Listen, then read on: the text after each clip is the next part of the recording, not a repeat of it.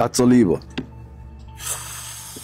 اوبا شكل الزهره هيلعب. ايه يا عم كريم لله، انت امبارح عملت لنا مشكله في الفيلا اللي كنا شغالين فيها امبارح. بقول لك ايه، بلا مشكله بلا مش مشكله، دي بتغمز لي ده فوقش. يا عم ده بتغمز لي انا. طب بس عشان الوليه جت. انت بتعملي ايه هنا يا بنت انت؟ ما بعملش حاجه يا استلم، كنت بنشر الغسيل. طب انجاي ادخلي جوه. حاضر. انت يا انت اطلع لي، انا عايزاك. الحق يا كريم بتنادى عليك. لا يا عم دي بتنادي عليك انت. انا يا ست هانم؟ لا مش انت، انت. اهي طلعت عايزاك انت، يلا روح لها بقى بسرعه. عايزاني في ايدي؟ شافت البت وهي بتغمز لي ولا انا ايه؟ ماليش دعوه بيك. طب امسك ولا خليها معايا. خلي بالك من نفسك. خير يا ست هانم، التكييفات دقيقتين وهيكونوا شغالين كلهم. خير ان شاء الله، اتفضل اقعد. اقعد جنب حضرتك؟ اكيد طبعا، اتفضل. يا ما انت كريم يا رب. انا عايزاك في موضوع مهم. خير يا ست هانم. بس قبل ما اتكلم في اي حاجه عايزاك تستناني ثانيتين هنا. عايزه ايه دي بس؟ انا مش عايزك انت. بقول لك ايه يا جنات؟ ايه يا ستين؟ ادخلي خدي حاجتك دلوقتي واتكلي على الله انت.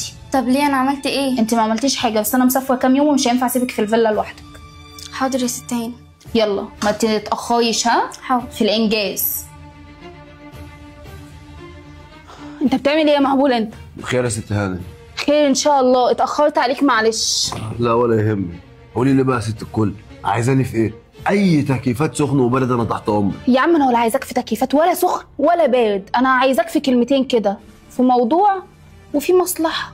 ايوه ايه هو بقى الموضوع وايه المصلحه؟ حكيم انا اموت في المصالح. كل حاجه بتيجي في وقتها، اصبر انت بس على رزقك. ما انا عايز اعرف برضك يا ست الكل، انا جاي هنا ليه؟ عشان ايه؟ يا سيدي انا هقول لك. ايوه الباب بيخبط.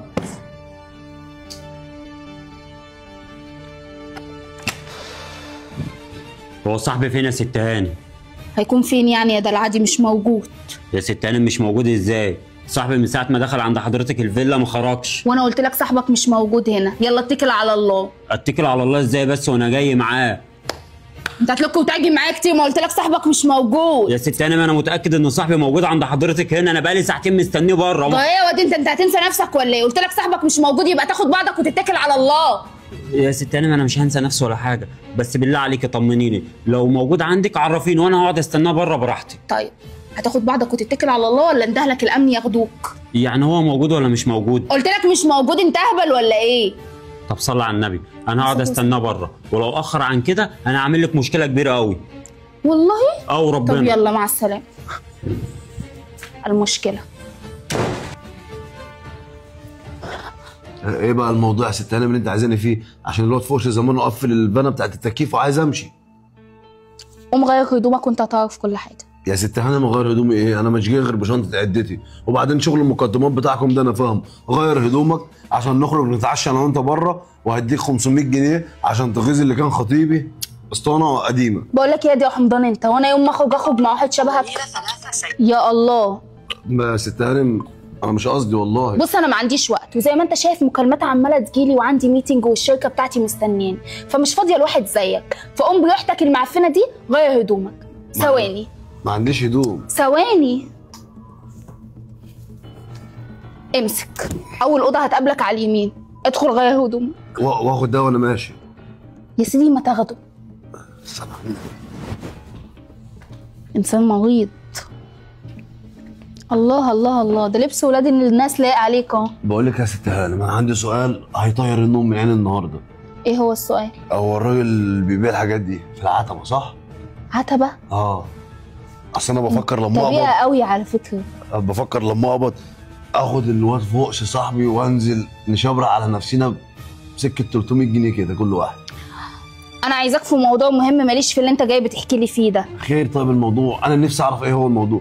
بس على فكره الراجل ضحك عليك، اداكي بنطلون مقطوع. انت شكلك هتغلبني وشكلي هتعب معاك، وشكلك مش جاي معاك بمصالح خالص. خير بس يا ست هانم انت قولي لي وانا هنفذ على طول. معلش البنس نسيتها جوه، بالله عليك اقوم اجيبها واجي. طب اقعد مكانك. حاضر. واسمعني للاخر وما تقطعش معايا. حاضر. انا عايزك تعمل نفسك جوزي. مين؟ تعمل نفسك جوزي. طب وجوزك يا ست الكل؟ جوز مين؟ انا مش متجوزه، انت مجنون ولا ايه؟ لا لحد هنا وستوب. عايزه تلبسيني بلوه يا ست الكل. افهم بس، هفهمك الموضوع. انا اخويا عايز يجبرني اتجوز ابن عمي، وانا ما بحبوش ومش عايزاه. يرضيك يحصل كده في اختك؟ ابن عمك؟ ابن عمك ده عنده كام سنه؟ عنده 32. تخين ولا رفيع؟ وسط كده. طويل ولا قصير؟ انت مالك؟ انت هتتجوزه؟ حاضر، اللي انت عايزاه انا عينيا الاتنين ليك. اهم حاجه بس، انا مصلحتي ايه في الحوار ده عشان اخلعك من ابن عمك اللي هو طويل ولا قصير ولا؟ يا سيدي انت بتقبض كام في شغلك؟ بقبض ازود اضحك عليها 6500 بس. بس. يا سيدي هديك 1,000,000 جنيه وكل شهر هديك 7000 جنيه. مليون ايه؟ 1,000,000 جنيه وكل شهر هديك 7000 جنيه. هو فين ابن عمك ده؟ انت عايزه تموتيه؟ لا انا مش عايزه اموته، انا عايزاك انك تعمل جوزي. انا جوزك. هنكتب ايه بقى، رسمي ولا؟ ماشي. حبيبه قلبي والله. البنت دي بتاعت مين؟ لقيتها جوه. هو مين انت ده؟ تدخل علينا كده عادي؟ ده مين طبيعي؟ هو مين ده؟ ده جوزي. الاستاذ كريم فاندام الذي ريتشه لا ينام. استنى، جوز الاستاذه سماسيمو. قلت لي مين؟ جوزها. جوزك ازاي يعني؟ هو ايه اللي جوزك ازاي زي يعني؟ السكر في الشاي يا استاذ حسن، مالك؟ اتجوزت من غير ما تعرفيني ازاي يعني؟ وعرفك ليه يعني؟ مش فاهم. انت شغال مأذون؟ وايه اللي عرفك ليه؟ وانا مش اخوكي برضو؟ اخويا، بس اللي يبقى عايز يجبرني على حاجه ما اشوفوش يا حبيبي. طب وابن عمك اللي احنا مدينه معاه؟ يلا يغور في داهيه بقى. انا بحب كريم وبعدين انا حامل منه. حامل منه؟ اصل احنا متجوزين ابو علي بقالنا شهرين. ما تفتيش. شهرين. الشهرين احنا كنا مسافرين بلد برضو؟ ما يقصد بقى لنا شهر ونص. شهر ما فرقتش، اصل انا طالما الشهر عدى منه يومين بحسب كل طيب. هو شايفني قرد ولا ايه؟ بقول لك ايه يا حسن، انا عايزه اقعد مع جوزي شويه عشان بقالي كام يوم ما شفتوش. صلى على سيدنا النبي على الصلاه والسلام. انت اسمك ايه؟ غفور. بص يا استاذ عبد الكريم، انا هديك 1,000,000 جنيه وتفكك من الجوازه دي خالص. بقول لك ايه يا حسن، انت عايز تطفش جوزي مني ولا ايه؟ انت هتديني كام؟ 3 مليون.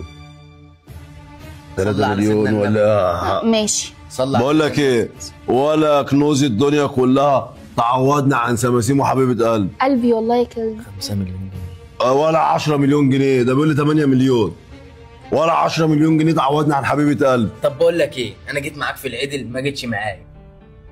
عايزني اتعامل معاك بالاصول ولا بقله الادب؟ بقول لك ايه يا حسن، تقدر تاخد بعضك دلوقتي وتطلع بره. الحمد لله انها جت منها. وما تعديش حدودك وانت هنا في بيتي، وخاصه مع جوزي اللي هيكون ابو عيالي.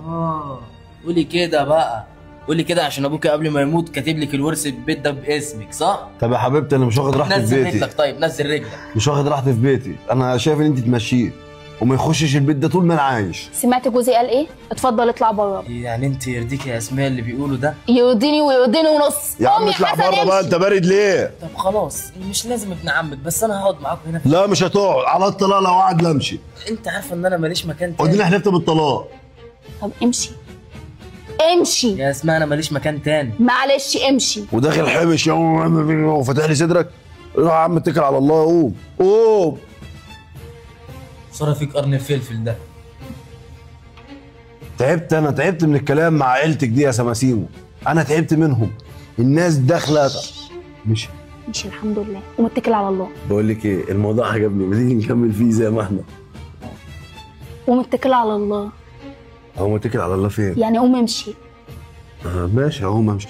حضرتك هتقومي تجيبي لي الشنطتين الثلاثه المليانين فلوس؟ ضحكتني وانا ماليش نفسي اضحك. انت عبيط يالا ولا ايه؟ انت مأمن انت هديك 2 ولا 3 مليون جنيه ليه؟ كنت جوز امي وانا ما اعرفش؟ يلا يا حبيبي اتكل على الله. انا ما بحبش الهزار الرخم ده. لا والله انا مش بهزر، مصلحتك وانتهت، وانت عملت لي اللي على كيفي وخلاص بقى. اتكل على الله. افهم من كده يعني ان الضرب على العين او على القفا، احسبها زي ما تحسبها. يلا قوم بقى طب على عشان ما فكره عنديش بقى، وقت. قسما بالله العظيم انا لو ما خدت ال3 مليون جنيه دلوقتي لا هطلع جاري ابعت الواد فوق عشان عارف ان هو قاعد بره. ابعته جاري ورا اخوك اللي لسه ماشي واقول له ان انت عملت الحوار ده كله عشان ما تتجوزيش ابن عمه. طب بقول لك ايه، انا خلي بالك في الردح ما عنديش يما ارحميني. اسمعني انت بس. عشان ايه؟ اللي بيسمع عاقل واللي بيتكلم عبيط. لو ما قمتش انت دلوقتي زي الشاطر كده اتكلت على الله، هصوت واقول الحقوني واعمل لك سمع ونوش هنا. بص بقى انت ما تعرفنيش في داهيه. حساب التكييفات هتحاسبيني ولا مفيش حساب تكييفات. اللي تشوفيه سيادتك؟ مع السلامه.